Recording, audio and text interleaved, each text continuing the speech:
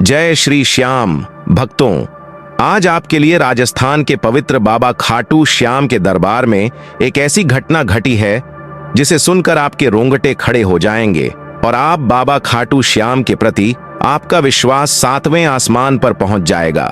लेकिन इससे पहले अगर आप खाटू के सच्चे भक्त हैं तो वीडियो को लाइक करके चैनल को सब्सक्राइब जरूर कीजिए और कमेंट बॉक्स में हरे का सहारा खाटू श्याम बाबा हमारा जरूर लिखना। सबसे पहले आप अपना धर्म निभाए। भक्तों, आज की जो घटना हम बताने जा रहे हैं वह आपको खाटू श्याम के प्रति आस्था को झकझोर कर रख देगी और आप भी खाटू श्याम की भक्ति में डूब जाएंगे। दोस्तों, यह घटना केवल एक परिवार की नहीं बल्कि उन लाखों भक्तों की आस्था की जीवंत गाथा है जो बाबा के चरणों में अपनी हर पुकार का जवाब पाते हैं। अगर आप खाटू श्याम के भक्त हैं या उनकी शक्ति को महसूस करना चाहते हैं तो घटना को अंत तक जरूर देखें। चलिए शुरू करते हैं इस भव्य रूपी घटना को। यह घटना राजस्थान के सीकर जिले के एक छोटे से गांव रामपुरा से शुरू होती है। इस गांव में रहता था एक साधारण किसान परिवार जिसके मुखिया थे रामलाल। रामलाल की पत्नी सुमित्रा, उनका बड़ा बेटा अजय, छोटा बेटा विजय और अजय की पत्नी राधा इस परिवार का हिस्सा थे। रामलाल दिन रात अपने खेतों में मेहनत करते ताकि उनके परिवार को 2 वक्त की रोटी मिल सके। जीवन सादगी भरा था लेकिन उनके दिल में खाटू श्याम बाबा के प्रति अटूट श्रद्धा थी। हर एकादशी को रामलाल और सुमित्रा खाटू श्याम के मंदिर जाते, बाबा के सामने माथा टेकते और अपने परिवार की सुख समृद्धि की प्रार्थना करते। लेकिन अजय और राधा की सोच इससे बिल्कुल अलग थी। दोनों जयपुर में पढ़े लिखे थे और एक मल्टीनेशनल कंपनी में अच्छी नौकरी करते थे। उनके लिए भगवान, पूजा पाठ और मंदिर जाना सिर्फ समय की बर्बादी था। वे अपनी मेहनत और आधुनिक सोच में विश्वास रखते थे। अजय अक्सर अपनी मां सुमित्रा से कहता, मां, ये सब पुरानी बातें हैं। आज के जमाने में मेहनत और पैसा ही सब कुछ है, बाबा से कुछ नहीं होता। सुमित्रा चुपचाप सुन लेती, लेकिन उनके मन में बाबा श्याम के प्रति विश्वास कभी कम नहीं हुआ। समय बीतता गया। अजय और राधा की शादी को 3 साल हो चुके थे लेकिन उनकी कोई संतान नहीं थी। यह बात रामलाल और सुमित्रा के लिए चिंता का कारण थी। वे हर बार मंदिर जाकर बाबा से पोते पोती की मनोकामना मांगते। एक दिन राधा को पता चला कि वह गर्भवती है। यह खबर सुनकर पूरे परिवार में खुशी की लहर दौड़ गई। सुमित्रा ने तुरंत खाटू श्याम मंदिर में जाकर विशेष पूजा अर्चना की और बाबा का धन्यवाद किया। उन्होंने बाबा से प्रार्थना की, हे श्याम बाबा, मेरे परिवार को यह सुख देने के लिए धन्यवाद। मेरे होने वाले पोते पोती को हमेशा स्वस्थ और सुखी रखना। लेकिन अजय और राधा ने इस खबर को सामान्य रूप से लिया। उनके लिए यह सिर्फ एक जैविक प्रक्रिया थी।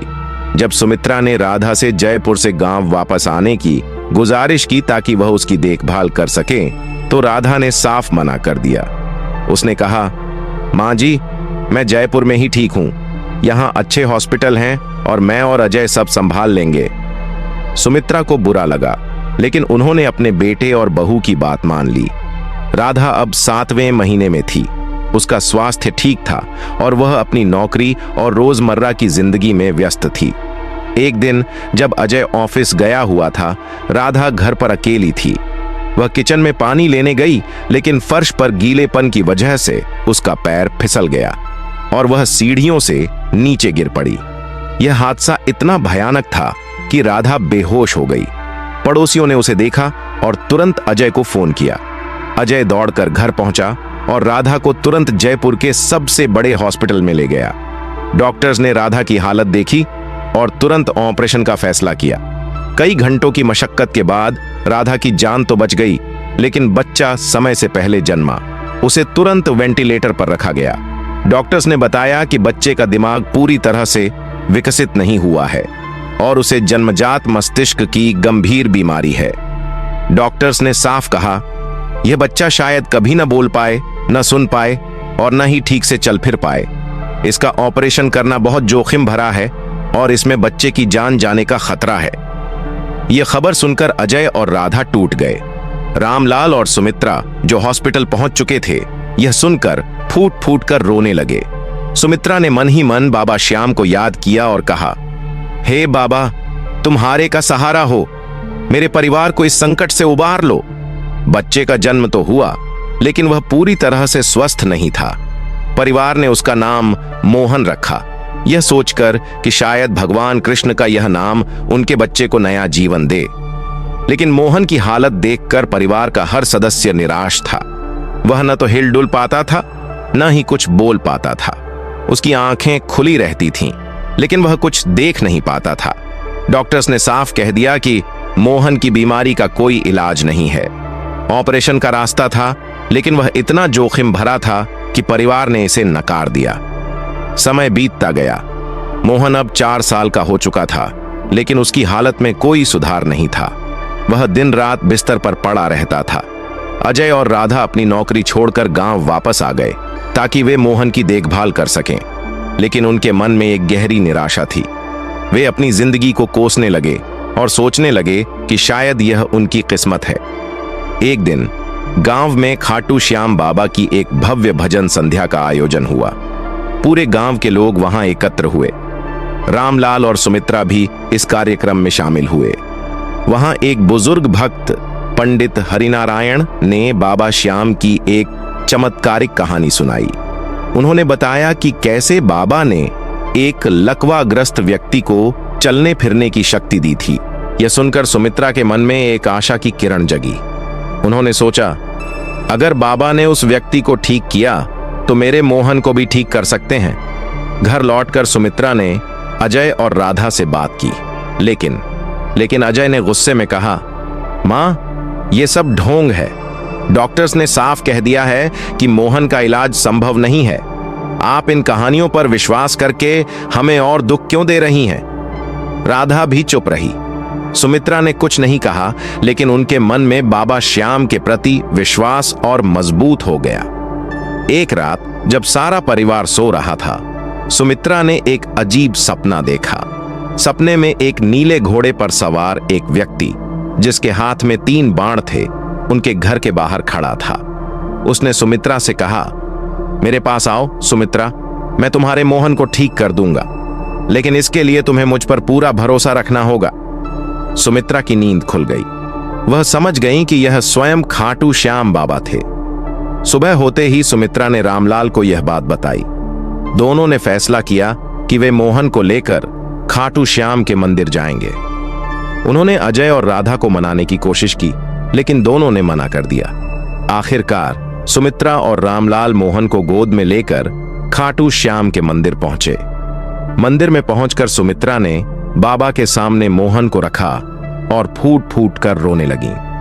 उन्होंने कहा, हे श्याम बाबा, तुम्हारे का सहारा हो, मेरे मोहन को ठीक कर दो। मैं तुम्हारे चरणों में अपना सब कुछ समर्पित करती हूं। उन्होंने एक मन्नत मांगी कि अगर मोहन ठीक हो जाए तो वे हर साल खाटू श्याम के मंदिर में आएंगे, एक भव्य भजन संध्या का आयोजन करेंगे और बाबा की भक्ति में अपना जीवन समर्पित करेंगे। मंदिर में उस दिन एक अजीब सी शांति थी। सुमित्रा को ऐसा लगा जैसे बाबा उनकी पुकार सुन रहे हों। जब वे मंदिर से बाहर निकले तो आसमान में बादल छाए थे और अचानक एक तेज हवा चली। सुमित्रा ने इसे बाबा का संकेत माना।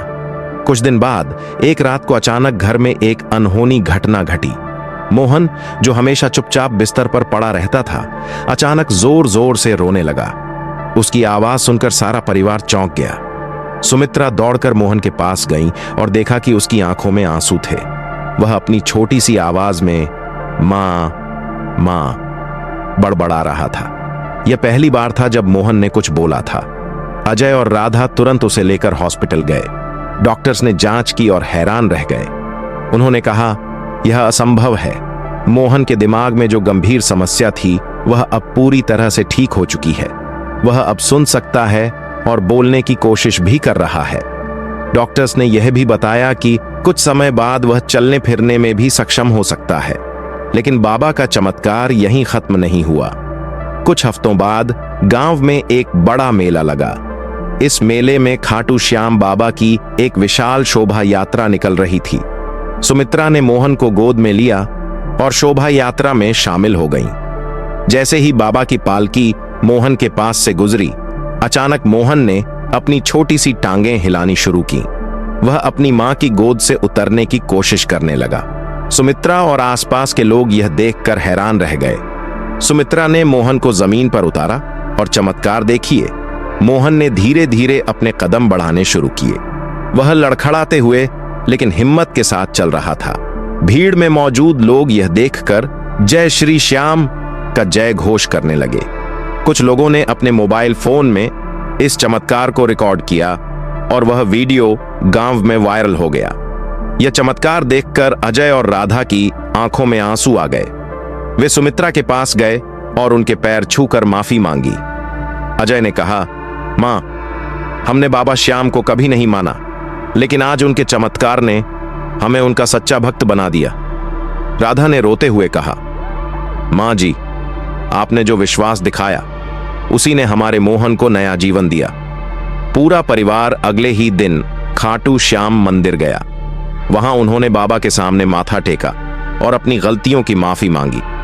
सुमित्रा ने अपनी मन्नत पूरी की और बाबा के लिए एक भव्य भजन संध्या का आयोजन करवाया। इस आयोजन में पूरे गांव के लोग शामिल हुए।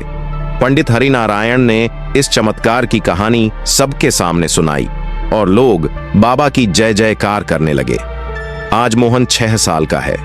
वह न केवल बोल सकता है बल्कि स्कूल जाता है, अपने दोस्तों के साथ खेलता है और गांव में अपनी मासूम हंसी से सबके चेहरों पर खुशी लाता है। अजय और राधा अब खाटू श्याम के परम भक्त हैं। वे हर एकादशी को बाबा के दर्शन करने जाते हैं और अपनी जिंदगी को बाबा के चरणों में समर्पित कर चुके हैं। सुमित्रा और रामलाल ने गांव में एक छोटा सा खाटू श्याम मंदिर बनवाया, जहां हर महीने भजन संध्या होती है। दोस्तों, यह थी खाटू श्याम बाबा की एक ऐसी महाचमत्कारिक कहानी जिसने एक परिवार की जिंदगी को पूरी तरह से बदल दिया। बाबा श्याम हारे का सहारा है और उनकी कृपा से कोई भी असंभव काम संभव हो सकता है। यह कहानी हमें सिखाती है कि सच्चे मन से की गई प्रार्थना और अटूट विश्वास कभी व्यर्थ नहीं जाता। अगर आपके जीवन में भी कोई दुख है, कोई परेशानी है, तो एक बार खाटू श्याम बाबा के दरबार में जरूर जाएं, उनकी भक्ति में डूब जाएं और आप देखेंगे कि आपकी हर मनोकामना पूरी होगी। अगर आपको यह कहानी पसंद आई तो इसे अपने दोस्तों, परिवार और रिश्तेदारों के साथ जरूर शेयर जरूर करें। बाबा श्याम की इस चमत्कारिक गाथा को हर उस व्यक्ति तक पहुंचाएं जो निराशा के अंधेरे में डूबा है। और वीडियो पसंद आई है तो वीडियो को लाइक करके चैनल को सब्सक्राइब जरूर करें। बोलिए जय श्री श्याम। धन्यवाद।